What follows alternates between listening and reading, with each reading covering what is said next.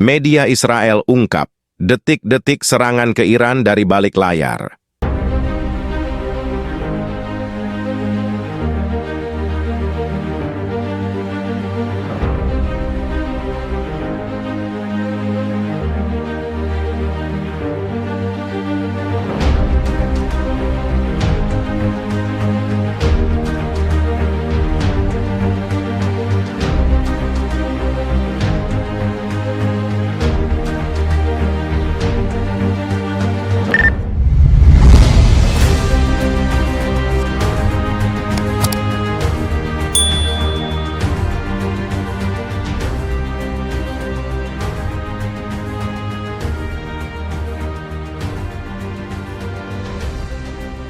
Media Israel mengungkap proses di balik layar dan seberapa besar kekuatan yang dikerahkan militer Tel Aviv dalam melancarkan serangan balasan ke Iran pada Sabtu.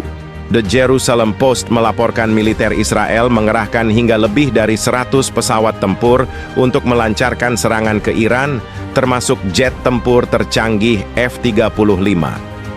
Hal itu, menurut The Jerusalem Post, dilakukan Tel Aviv untuk mengalihkan perhatian dan kemampuan Iran. Serangan Israel itu pun dengan cepat meluas menjadi serangan ofensif yang menargetkan ibu kota Teheran, Karaj, dan sejumlah lokasi strategis lainnya di Iran. Pasukan Pertahanan Israel, IDF, menegaskan bahwa operasi ini hanya berfokus pada target militer Iran dan menghindari fasilitas nuklir dan minyak demi mencegah eskalasi konflik yang lebih luas. The Jerusalem Post melaporkan serangan besar-besaran ini melibatkan lebih dari 100 pesawat, termasuk jet tempur siluman F-35 Adir, menempuh jarak sekitar 2.000 km menuju Iran.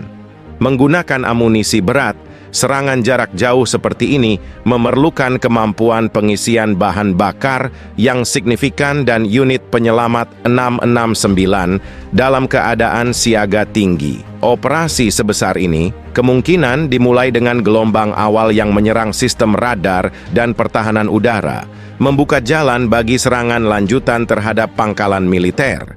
Sebelumnya, serangan terkoordinasi di Suriah berhasil menetralkan ancaman serupa, mencegah Iran membangun kesadaran situasional atas rencana Israel.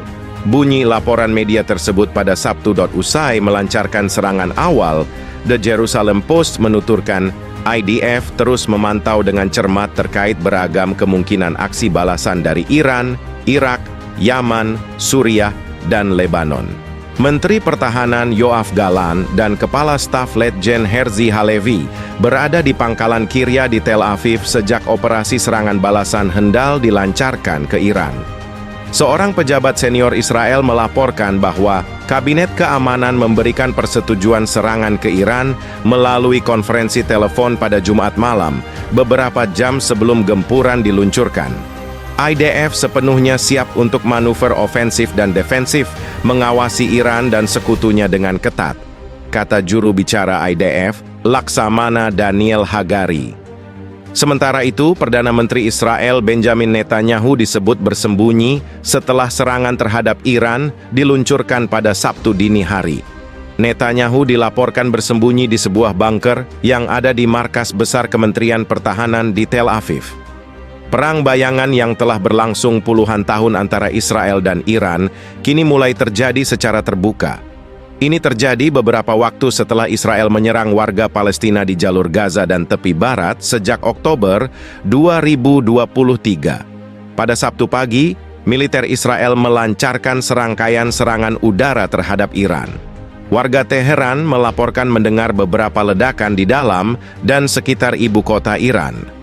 Serangan tersebut memicu kembali kekhawatiran akan terjadinya perang yang lebih luas di Timur Tengah karena serangan Israel terhadap Hamas di Gaza telah memasuki tahun kedua. Di sisi lain, Israel juga tengah berperang melawan Hizbullah di Lebanon Selatan. Berikut ini adalah sejarah terkini konflik tersebut yang seringkali melibatkan jaringan sekutu Iran di Lebanon, Irak, dan negara-negara lain, seperti dilaporkan New York Times. Israel melakukan serangkaian serangan di Suriah, Lebanon, dan Irak untuk mencegah Iran melengkapi sekutu Arabnya dengan rudal berpemandu presisi, pesawat nirawak, dan senjata canggih lainnya. Pada Juli, sebuah kapal tangker minyak yang dikelola oleh perusahaan pelayaran milik Israel diserang di lepas pantai Oman. Menurut perusahaan dan 3 pejabat Israel, serangan ini menewaskan 2 awak kapal. 2 pejabat mengatakan bahwa serangan itu tampaknya dilakukan oleh pesawat nirawak Iran. Pada November, Israel membunuh ilmuwan nuklir terkemuka Iran, Mohsen Fakhrizadeh, dengan senapan mesin yang dikendalikan dari jarak jauh. Pembunuhan itu merupakan bagian dari kampanyenya untuk membatasi kemampuan nuklir Iran melalui sabotase dan serangan siber. Pada Mei, 2 pembunuh dengan sepeda motor menembak dan membunuh Kolonel Sayyad Khodayi, seorang perwira di Korps Garda Revolusi Islam Iran. Teheran menyalahkan Israel dan bersumpah akan membalas dendam. Seperti dalam kasus-kasus lain seperti itu, Israel tidak memberikan komentar publik tentang pembunuhan itu, tetapi memberitahu Amerika Serikat bahwa mereka telah menargetkan perwira tersebut. Pejabat Israel mengatakan, Kolonel Khodayi adalah wakil komandan unit yang merencanakan dan melaksanakan operasi rahasia di seluruh dunia, termasuk pembunuhan dan penculikan. Pada Mei, 2 ilmuwan Iran tiba-tiba jatuh sakit dan meninggal dalam hitungan hari di kota-kota yang jaraknya ratusan mil. Ayoub Entezari, seorang insinyur aeronautika di fasilitas penelitian militer, dan ahli geologi Kamran Aga Molaei, keduanya mengalami gejala keracunan makanan sebelum kondisi mereka memburuk dengan cepat. Menurut seorang pejabat Iran, Teheran yakin Israel telah meracuni makanan mereka. Namun Israel tidak berkomentar atas serangan ini.